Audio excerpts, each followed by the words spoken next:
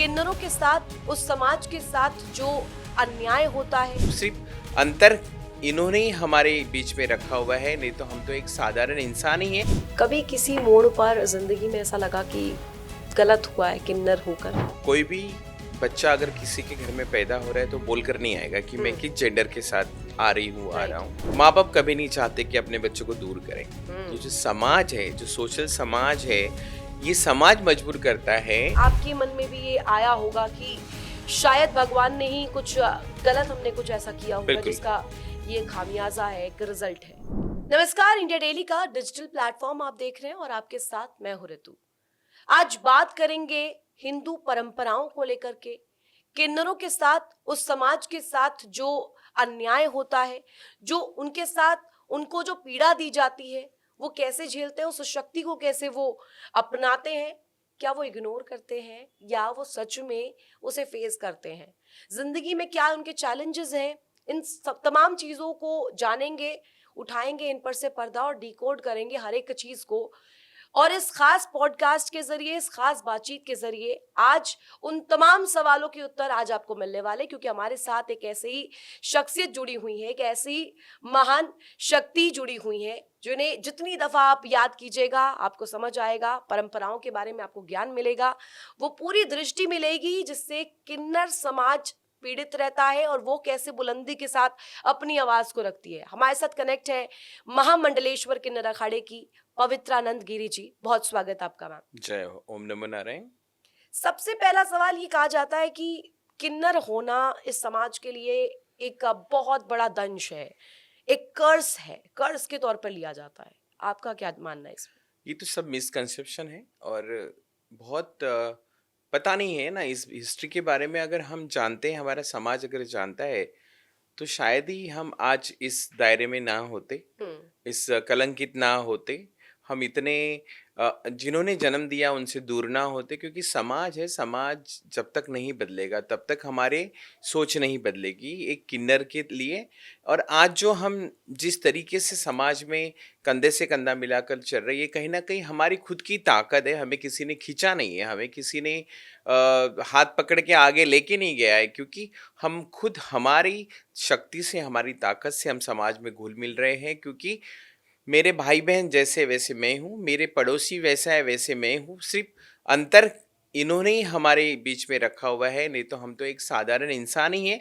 जो हमारा खून लाल है तो इनका भी खून लाल है, कोई बदलाव नहीं है। लेकिन ये समाज की सोच है और हम इसी सोच को दूर करने के लिए, इसी समाज को एक सोशल समझाने के लिए हम जो कर रहे हैं, ये बहुत बड़ी बात है। और आज कहीं ना कहीं हमारा समाज हमारे करीब आ रहा है, हमसे मिल रहा है, बात कर रहा है। तो यही एक समाज को जो अच्छा नहीं दे सकते हैं तो हम बुरा ले भी नहीं सकते हैं, राइट। इसीलिए हम समाज के साथ जुड़ गए हैं और अपने आप को सामने रख रहे हैं। अब मेरा सवाल थोड़ा सा व्यवहारिक तो नहीं रहेगा, लेकिन हाँ, थोड़ा पीड़ादायक सवाल है। जी कभी किसी मोड़ पर जिंदगी में ऐसा लगा कि गलत हुआ है किन्नर होकर? जी, बहुत बार होता है। क्योंकि जो हमारे साथ भेदभाव, डिस्क्रिमिनेशन जो होता है, ये बहुत ही गलत होता है। क्योंकि आज बहुत बार हमें लगता है ना कि आज मैं जिस माँ की कोख से पैदा हूँ वो मेरे पास नहीं है। जिस आंगन में मुझे खेलना था, जिस आंगन का मैं फूल थी, वो आज मैं नहीं हूँ। क्योंकि एक बार जब दरवाज़ा से बाहर आए तो वापस गए नहीं। क्योंकि ये दुख ज़िंदगी भर रहेगा, चाहे हम कितने अमीर बनेंगे, कितने पैसे वाले, कितने लाइमलाइट सेलिब्रिटी, लेकिन जब हम अकेले होते हैं तो कहीं न कहीं खुद को ही हम कोसते हैं कि क्यों हम ऐसे बने?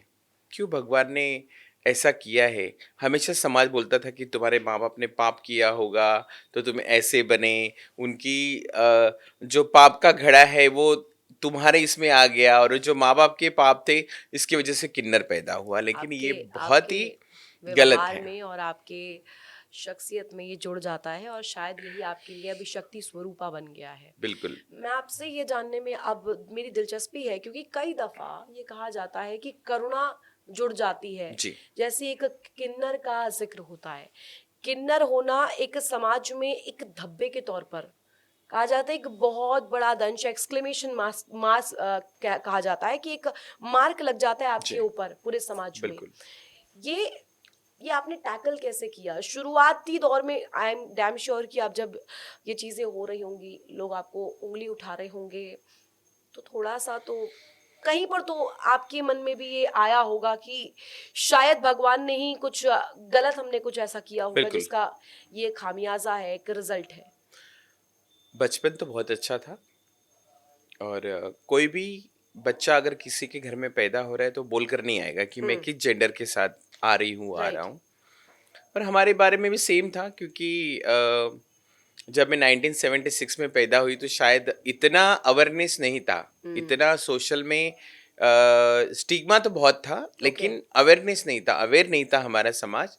और 1976 में जब अगर मैं पैदा होती हूँ तो उस 76 की मेंटेलिटी और आज 2026 बहुत चेंज है। लेकिन वो एक दौर था और आज ये भी एक दौर है। जब मैं बच्ची थी तो लाइटली एक फेमिनिज्म था कि मैं लड़की जैसे कपड़े पहनूं या फिर मैं लड़की जैसे बात करूं।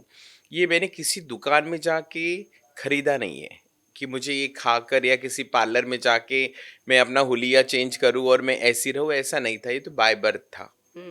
इसको रोकने की, टोकने की माँ बाप ने बहुत कोशिश की कि हमारा बच्चा ऐसा ये क्यों आपके करता अंदर है। की शक्ति है और आपके अंदर का पेशेंस, आपके अंदर का कॉन्फिडेंस है जो आप ये पोर्ट्रे कर पाए। बिल्कुल। लेकिन मैं ऐसा मानती हूँ और मैंने ऐसी रिपोर्ट्स पढ़ी हैं कि कई ऐसे किन्नर हैं जो शायद इसे शैडो डाउन नहीं कर पाते, जो इसे झेल नहीं पाते। बिल्कुल। बहुत छोटी उम्र में सुसाइड्स बहुत आम माना जाता है और क्योंकि इतना समाज में बहुत कैजुअल नहीं है ये, this is a very big thing. बिल्कुल। तो ये उन लोगों के लिए आप क्या कहना चाहेंगी? देखो, मैं तो स्ट्रांग बनी रही, और माँ बाप से दूर होने के बाद भी स्ट्रांग रही, क्योंकि वापस जाने के बाद भी उतनी स्ट्रांग हूँ। लेकिन जिस बच्चों के माँ बाप नहीं थे, जिन बच्चों को किसी का सहारा नहीं था, खाने के लिए पैसे नहीं थे, पहनने के लिए कपड़े नहीं थे, एजुकेशन नहीं है, तो कहीं ना कहीं मैं काम तो मुझे कोई दे नहीं रहा है। हम्म। अगर मैं 17-18 साल की हो भी जाती हूँ और घर से बाहर जाती भी हूँ, घर से बाहर जाने का मौका क्यों पड़ता है? क्योंकि माँ बाप कभी नहीं चाहते कि अपने बच्चों को दूर करें। ये जो समाज है, जो सोशल समाज है, ये समाज मजबूर करता है कि तुम्हारा बच्चा ऐसा है। मुझे तो नहीं पता कि मैं क्या हूँ। मैं तो बस पैदा हुई हूँ, एकदम मस्त एंजॉय कर रही हूँ लाइफ को, माँ बाप के साथ, भाई बहनों के साथ रह रही हूँ। लेकिन मेरा पड़ोसी आके मुझे घर वालों को बताएगा कि ये, और मुझे बोलेगा कि तुम अलग हो हमारे बच्चों से, तुम किन्नर हो, तुम हमारे बच्चों से, हमारी बेटियों से अलग हो, तुम तुम्हारे भाई जैसे नहीं हो। तो कहीं ना कहीं ये स्टिग्मा खुद के लिए भी उतना जरूरी हो जाता है कि मैं तो नॉर्मल हूँ, लेकिन ये लोग मुझे ऐसा क्यों बोलते हैं, मुझ में क्या कमी है? अब तो आवाज उठने लगी है इन चीजों के लिए, और अब यस। तो ये संविधान में भी, कानूनी रूप में भी अब बहुत आम बात हो चुकी है। और अब इसको लेकर के सोशल अवेयरनेस इस कदर हो गई है कि अब लोग इसे बहुत लाइटली, बहुत बिल्कुल कैजुअल ले बिल्कुल। रहे हैं। अभी लेकिन पुराने दौर में आप इस बात पर जरा लाइट दीजिएगा। मैं जानना चाहती हूँ, जैसे आपने कहा कि पड़ोसी आकर बता रहे हैं कि आप थोड़े अलग हैं दूसरे बच्चों से। अब इस चीज को ग्रैस्प करना हर एक पर्सन टू पर्सन डिफर करता है। अगर मैं कहूँ, क्या ये श्राप आपको कभी भी जीवन के किसी मोड़ पर लगा कि श्राप है मेरे लिए? वो तो जब तकलीफ होती है तब 100 बातें निकलती हैं। लेकिन जैसे जैसे बड़े हो गए, समाज को देखते रहे, कहीं ना कहीं स्कूल जाते टाइम अगर हमारी एक्टिविटी या मेरा चलना अलग है, बात करना अलग है, तो कहीं ना कहीं घर वालों को बताने आ जाते कि तुम्हारा बेटा ऐसा करता है, हम्म। तुम्हारा बेटा ऐसा चलता है, तुम्हारा बेटा तो लड़की जैसे डांस करता है। तो उस वक्त कहीं ना कहीं लगता है कि कितनी सारी बंदिशें हम पर है। माँ बाप, भाई बहन बोलेंगे, मारेंगे कि तुम बाहर जाके ऐसे करते हो, ये हमारी बदनामी हो रही है कि तुम्हारा बेटा ऐसा है। लेकिन कहीं ना कहीं जैसे इस माहौल में बड़े हुए, तो एक श्राप क्या, ऐसे कई बार मैं तो सुसाइड भी कर लिया था जब मैं 10th क्लास में थी। प्लीज बताइए तो ना स्टोरी। ऐसा था कि मैं कहीं डांस करने चली गई थी स्कूल फंक्शन में। तो सबने, घर वालों को आके बता दिया कि तुम्हारा बेटा तो ये कर रहा है। क्योंकि मेरा नाम पवित्रा तो बचपन से रखा नहीं गया, क्योंकि मैं इसी एक मेल के थ्रू ही पैदा हुई हूँ और मेल जैसी रही हूँ बचपन से। तो घर वालों ने कभी मुझे फ्रॉक नहीं पहनाया, क्योंकि मैं लड़की नहीं थी ना। तो जब मैं वापस आई तो घर में मुझे बहुत मार पड़ी, मेरे पैरों में लगा, मेरे भाई ने तो मुझे बहुत मारा और उसी गुस्से में मैं जाके घर के सामने कुआँ था वहाँ कूद गई। और लेकिन भगवान का शुक्र है, भगवान ने मुझे कहीं न कहीं मेरे लिए कुछ नया होने वाला था लाइफ में तो मुझे बचा लिया। और मैं उसी वक़्त जब मैं बाहर मुझे निकाला गया उसके बाद मैं 10 दिन तक लोगों को मुँह नहीं दिखाई क्योंकि शर्म मुझे खुद को आ रही थी। और ये शर्म का जिक्र और अभी बहुत जो आपने ये कर दिया शर्म है। जो है ये इंसान को मार डालती है क्योंकि समाज जीने नहीं देता है, समाज उस रास्ते पे चलने नहीं देता है, समाज कुछ ऐसी जगह पे स्कूल कॉलेज या फिर अगर मैं कहीं दूध लेने भी बाहर जा रहा है, ये तो लड़की जैसे ही करता है या तो ये बायला होगा छक्का होगा, तो अरे इसको क्या बोलना है, इनके माँ बाप के पाप है तो ऐसे कर्म है। तो ये माँ बाप पे भी डालते बिल्कुल हैं। बिल्कुल डाल देते हैं क्योंकि समाज ये घर के रिश्तेदार रिलेटिव्स मामा मासी चाचा चाची, अरे आपका बेटा ऐसे बाबा हमारे घर में मत भेजो, सब लोग हमें पूछते हैं कि ये ऐसा क्यों है। तो वही मैं बोलती हूँ ना कि मैं किसी दुकान में जाके मैंने कुछ खरीद के खाया नहीं, एक सैंडविच या 100 ग्राम लेके मैं मेरी सेक्सुअलिटी को लेके या मेरे फिमेनाइजेशन को लेके मैं ले और खाऊं और मैं ऐसे करूँ, ऐसा तो नहीं होगा, ये तो बाय बर्थ था। लेकिन इस समझने के लिए मुझे 49 ईयर्स लगे समाज को समझाने के लिए और आज मैं आपके सामने बैठी हूँ। ये अपने आप की शक्ति है और ये मैं कहूंगी आप एक जो मुहिम, इसे मुहिम ही कहूंगी मैं, बिल्कुल। और इसे एक इस भावना के साथ जोड़ूंगी कि आगे आने वाले किसी भी एक शख्स के साथ ऐसा ना हो, उसके लिए ये आवाज जन जन तक पहुंचनी चाहिए। और ये पॉडकास्ट जो भी लोग देख रहे हैं उन तक पहुंचनी चाहिए कि कोई भी ऐसा शख्स, खून किसी का अलग नहीं है। बिल्कुल। समाज में इस तरीके की, कहा जाए तो अगर खंड खंड हम बांट रहे हैं, ट्रांसजेंडर को भी उतना ही हक है जितना एक औरत को, एक मर्द को और एक अगर कहे तबके को है। वो समान अधिकार के साथ पैदा होते हैं, समान ड्यूटीज उनको आगे रखनी है। संविधान भी उतना अब दे रहा है, जी। अधिकार भी दे रहा है, उनके बिल्कुल। मूल्यों का कद्र भी करवा रहा है। तो उनको किसी भी कीमत पर अलग तौलना, मुझे ऐसा लगता है ये बहुत गलत होगा। अब ये मुझे आपसे जानना है क्योंकि आपने जिक्र किया एक बहुत बड़ा जो मिथ जुड़ता है कि रेल की पटरियों पर, ट्रेन की पटरियों पर, चौराहों पर, अब रेड लाइट्स पर भीख मांगना, पैसा मांगना, ये जरूरी है, मजबूरी है या परंपरा है? भीख मांगना किसने मजबूर किया? ये कोट अनकोट ये टर्म यूज किया जाता है, भीख ये मांग रहे हैं। भीख मांगना इसे नहीं बोलते हैं। हम्म। अगर मैं कहीं काम करने जाऊँ तो मुझे कोई बर्तन घसने का काम भी नहीं देगा क्योंकि मैं किन्नर हूँ, राइट। मैं अलग हूँ, मैं एक मेल, मेरा शरीर मेल जैसा है लेकिन फिर भी मैं साड़ी पहनती हूँ, मैं लिपस्टिक लगाती हूँ, मैं आंखों में काजल लगाती हूँ, मैं फीमेल जैसी लड़की जैसे चलती हूँ।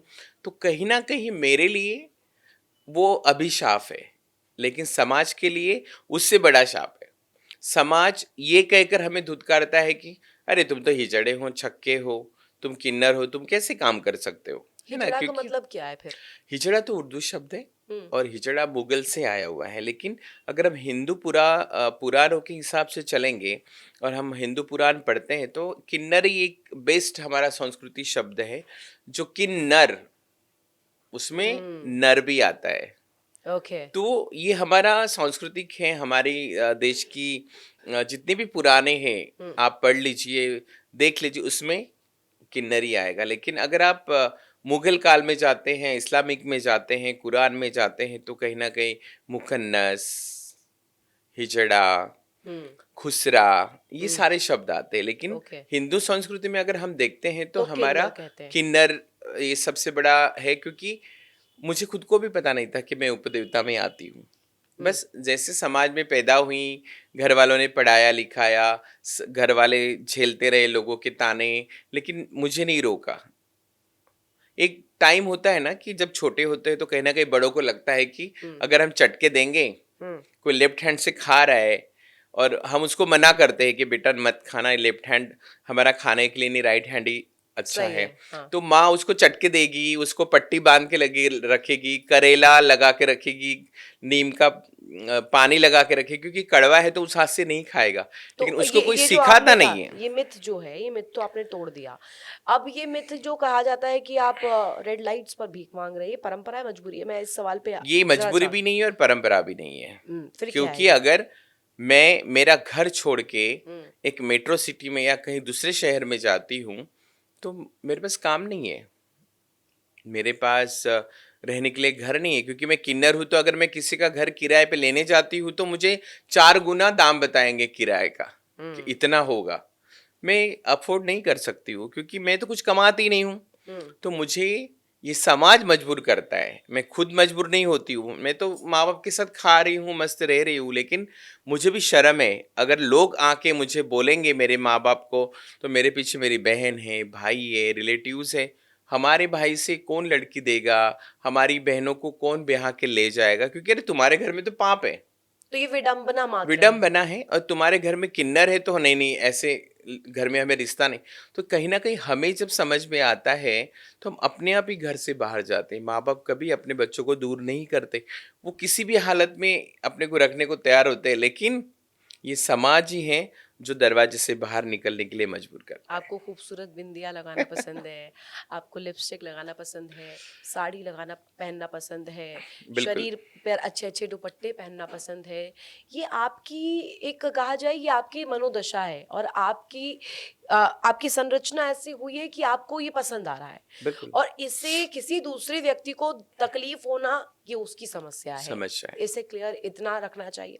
अब मैं उस सवाल पर आती हूँ, धर्मांतरण पर। देखिए, इस समाज में अभी एक बहुत बड़ी चर्चा छिड़ी हुई जी। है।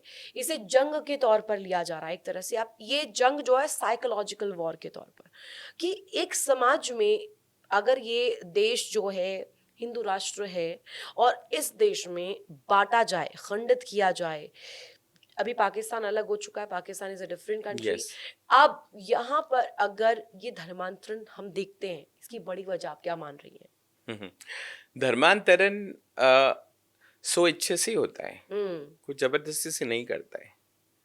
लेकिन मुगल काल में जब हमारा समाज था, हमारे समाज को नाम दिया गया किन्नर। मुगल काल में हमेशा किन्नरों को, हिजड़ा समाज को एक एक अच्छा इंसान बना के रखा था मुगलों ने। क्योंकि अगर मुगल राजे अगर 6-6 साल के लिए, महीनों के लिए अगर चले जाते हैं लड़ाई के लिए, तो उनकी फैमिलीज को संभालने के लिए हिजड़ाई, ये शब्द है जो किन्नर है, ये सबसे बेस्ट थे, क्योंकि उनके बॉडीगार्ड रहते थे। लेकिन कालांतर ब्रिटिश आ गए, फिर देश चेंज होने लगा, संस्कृति चेंज होने लगी, तो कहीं ना कहीं सब कुछ आज हम इतना देखते हैं। कहीं मस्जिदें टूट रही हैं, कहीं गुरुद्वारे ये कर रहे हैं, कि गुरुद्वारों में किसी को मारा जा रहा है। आज हम सेफ नहीं है, लेकिन इसका मतलब ये नहीं कि धर्मांतर जबरदस्ती से किया जाता है, स्वेच्छा से होता है। स्वेच्छा से होता है। और अभी जो पर ब्लेम, पर वो ब्रेन वॉश तो होते हैं। ब्रेन वॉश कब होता है कि ये गद्दियाँ जो चली आ रही परंपरा मुगल काल से, हिजड़ा समाज, अभी किन्नर, तो ये गद्दियाँ जो है ये आगे तक चलेगी, क्योंकि हमारा कल्चर है। ताली बजाना, नाच गाना करना, लोगों के घर खुशियों में जाना, वहां से बधाई लेना, ये हमारा कल्चर है। क्योंकि इसके बलबूते पे, इसी पैसों से हम हमारा घर चलाते हैं, हमारा परिवार चलाते हैं। आज तक आपने नहीं देखा होगा ना कि ट्रांसजेंडर, किन्नर और हिजड़ा शब्द एक ही है, लेकिन हमारी भाषा अलग है। अलग है। भाषा से ये चीज आया है, क्योंकि हिजड़ा जो शब्द है ये उर्दू है, किन्नर है ये हमारा सांस्कृतिक है, हिंदू राष्ट्र का शब्द है। ट्रांसजेंडर तो अभी आया है, कि मतलब 3 नाम एक ही है, लेकिन ये हमने बांट ली, जैसे हम समाज को बांटते मेन हैं, कोर एक ही है, आप ये कहना एक चाह रहे ही हैं। है। हाँ, अब मैं ये जानना चाहती हूँ, क्योंकि बांग्लादेश में हिंदुओं का नरसंहार हो रहा है। हम देख रहे हैं कि इस विषय को अब इस तरीके से राष्ट्रीय सुरक्षा का मुद्दा बना दिया गया बिल्कुल। है और एक आवाज देश में उठाई जा रही है कि वहां पर जो हिंदू भाई बंधु हैं उनके लिए हमें एक होना होगा, हमें एक आवाज उठानी होगी। तो बांग्लादेश में जो नरसंहार हो रहा है, मैं आपसे आपकी परिदृष्टि चाह रही हूँ कि किन्नर समाज में भी क्या ये हिंदू मुसलमान वाला ये बाइफिकेशन होता है? क्या ये अलग अलग खंड हैं? क्या ये सोच वहां से आती है? नहीं, सोच वहां से नहीं आती है, सोच खुद डेवलप होती है। अगर दुनिया की सोच से हम अगर अपना समाज बिगाड़ते हैं, तो ये हम उस समाज के लोग नहीं है। फिर देखो, आज सनातन है, इस्लाम है, ईसाई हैं, सब अपने अपने धर्म में अपने अपने भगवानों को पूजते हैं, पूजा पाठ करते हैं, सबकी अपनी श्रद्धा है। लेकिन इस्लाम हिंदू बच्चों ने इसलिए कबूल किया था क्योंकि मुस्लिम गद्दियाँ चली आ रही हमारे हिजड़ा समाज की, तो अगर मेरे पास तो तब हिंदू कोई राजा था ही नहीं।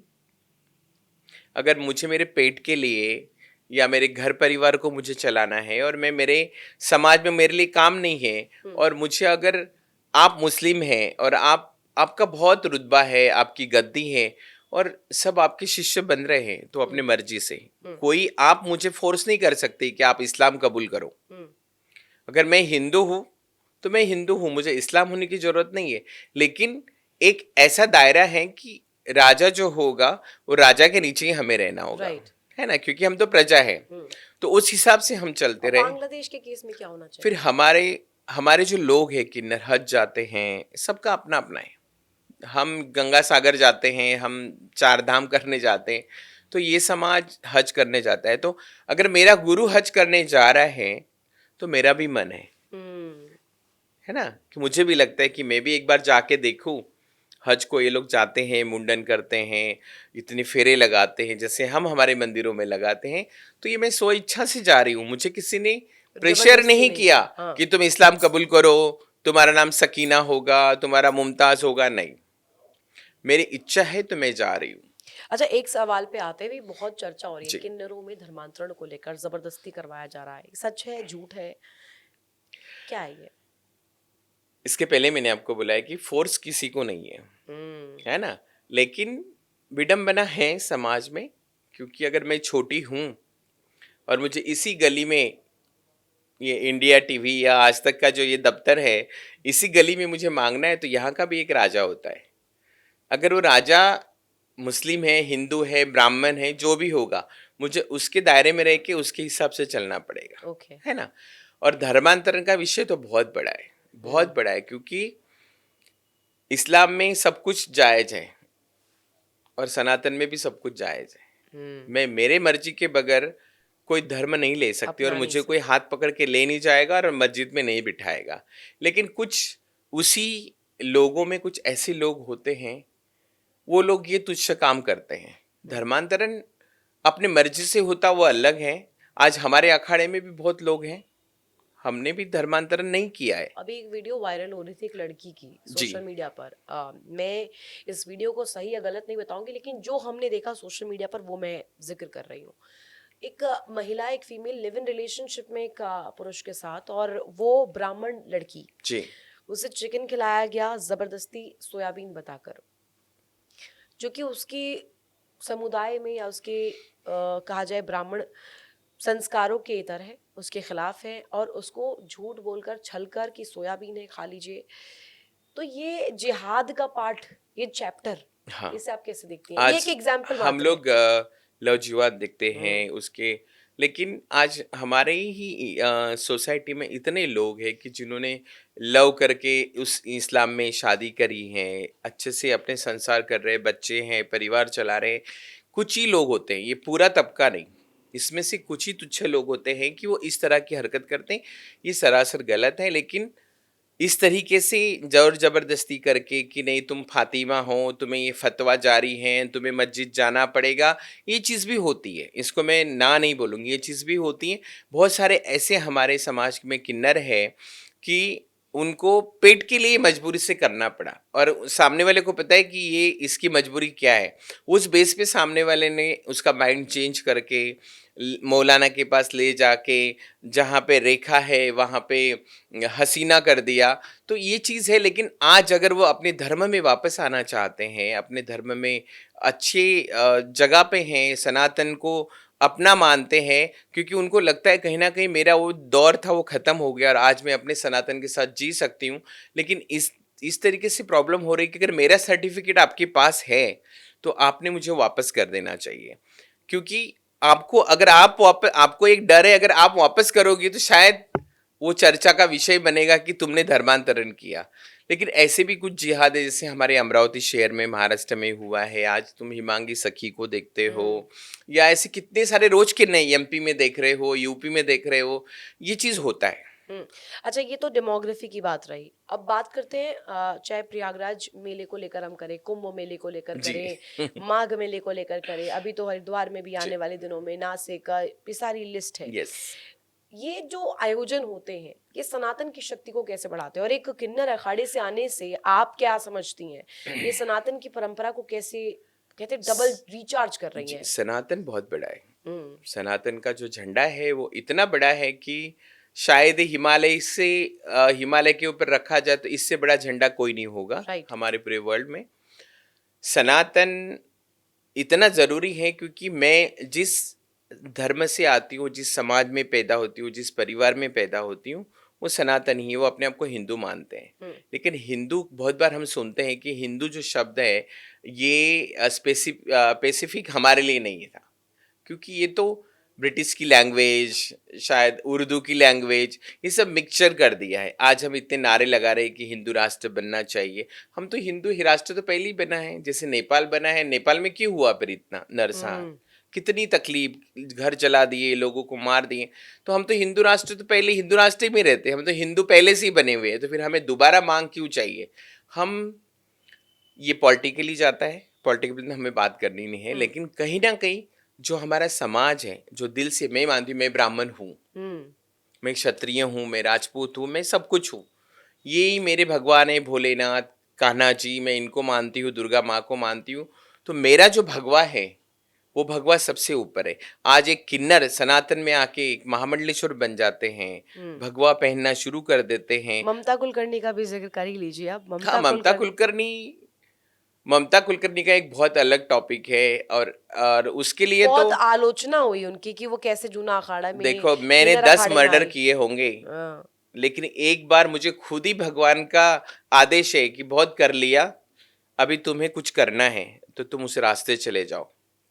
सिर्फ ममता जी का वैसा हुआ है। आलोचना तो करते ही है, मैं बढ़ रही हूँ तो मुझे पैर मेरे मैं खींचेंगे। जितनी दफा ममता कुलकर्णी से मिली हूँ तो उन्होंने मुझे हमेशा ये बताया है, और मैं उनसे उनके पास जितनी दफा गई हूँ वो हमेशा शास्त्रों का जिक्र करती हैं। और लेकिन जब मैं कुंभ मेला कवर कर रही थी, आप उस दौरान वहां जी, पर ही थी। कुंभ मेले में एक जो बहुत बड़ी परिदृष्टि दी गई, ये कहा गया कि कैसे एक महिला वो किन्नर अखाड़े का हिस्सा हो सकती है। जब समाज मुझे अपना रहा है तो मुझे भी समाज को अपनाना ही पड़ेगा, चाहे वो मेल हो, फीमेल हो। अगर स्व इच्छा से मेरे अखाड़े में आके किन्नरों के साथ जुड़ना चाहता है, किन्नर महामंडलेश्वर जगत गुरु बन सकते हैं, तो क्या समाज के कुछ लोग आके, अगर उनकी इच्छा है तो वो आके हमारे साथ, हमारे बाजू में बैठ सकते हैं, क्योंकि समाज है। पांच पांच अब मैं नाम लूंगी, रैपिड फायर एक खेलते हैं। यस। अब मुझे बस 2 लाइनों में, 2-2 वर्ड्स में आप मुझे उनके बारे जी में जी, बताइएगा। लक्ष्मी नारायण त्रिपाठी। बहुत बड़ी है, ब्राह्मण है, आज हमारे पूरे देश की आचार्य हैं। और इसी समाज को लाने के लिए उनका सबसे बड़ा योगदान है कि आज किन्नर एक सनातन की जगह पे भगवा पहनकर बैठ रहे हैं और दुनिया को आशीर्वाद दे रहे हैं। दूसरा नाम ममता कुलकर्णी ही रखिए। ममता कुलकर्णी अपने आप में एक सेलिब्रिटी थी। उन्होंने जो भी कर्म किए हैं, जो भी गुनाह किए हैं, उनकी सजा भुगतने के बाद वो वापस अपनी सनातन में आई है और अपने सनातन के साथ, अपने सनातन का झंडा लेके चल रही है, प्रचार कर रही है।